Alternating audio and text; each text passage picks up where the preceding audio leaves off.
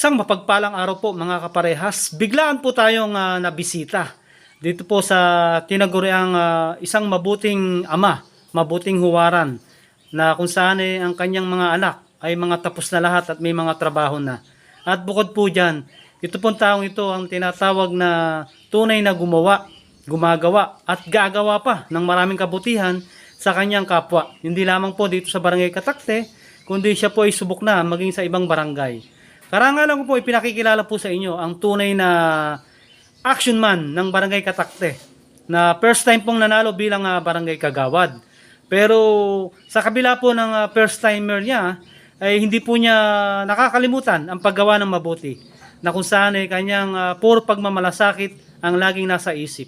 Karangalan po ipinakikilala sa inyo si ginagalang Barangay Kagawad Angelito Lito Jimenez. Good morning po, Konsi. Kumusta na po ba kayo? Okay naman, sir. Konsi, pwede po ba naming malaman o sa ating mga manonood, ano na po ba yung pinagkakaabalahan po nating komite sa ngayon? Ang pinagkakalabahan kong komite ay edukasyon. Kumusta po ang ating Committee on Education? Okay naman po at nagagampanan ko naman po ang kanilang mga patawag sa akin, lahat ng mga kanilang gampanin ay ako naman ay kanilang iniimbitahan upang makasuporta.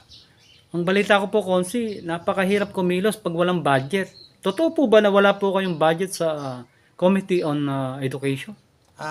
Yun po kasi yung nakatalaga yata dahil lagi pong nababanggit ang isang committee ng education ay wala po talagang pondo dahil daw po yung edukasyon ay may sariling pondo sa ating pamahalaan.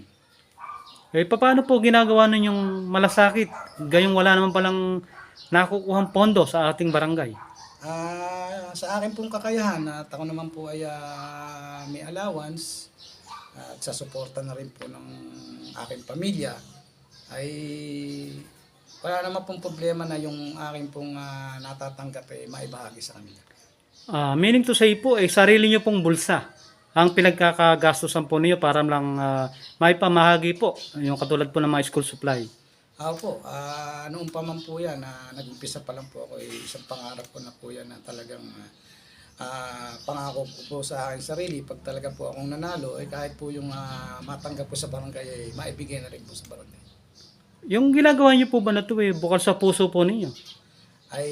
Sa natanggap po talagang blessing sa aking buhay ay kulang pa po para maging talagang maipamahagi sa kanila. Kulang pa po talaga. Bukal na bukal po talaga sa aking kalooban yan. Wow, napakabuti po ng inyong puso. Balita po namin, Konsi, kayo po ay isa sa matunog na lalahok bilang punong barangay dito po sa Barangay Katakte, bayan po ng Bustos, Bulacan. Kung sakali po ba na bibigyan po kayo ng pagkakataon ng ating mga kabarangay dito, ano po ba ang mga proyekto o programa na ibibigay niyo po o ihahandog para sa kanila? Ang sa akin po ay matagal ko na po talagang naisulat na isa-isahin yan. Talaga po ang palalakasin ko po talaga dyan. Number 1, peace and order, health, social services, saka po yung edukasyon na sinasabi po nilang walang pondo. Pero kung bibigyan po nila ako ng pagkakataon, sisiguraduhin ko po sa kanila na mabibigyan po natin ng pansin yun. Wow, ayos Konsi, kung nanonood po ba ngayon ng ating mga mahal na kabarangay, mensahe nga po para sa kanila. Sa lahat po ng nanonood sa aking mga kabarangay, pag-aralan nyo pong mabuti at sinuhin nyo pong mabuti kung paano po kayo pipili ng isang kandidato na talaga pong kayo ay mamahalin at pagtutuunan ng kanyang panahon sa abot ng kanyang kakayahan. Wow, yan mga kaparehas.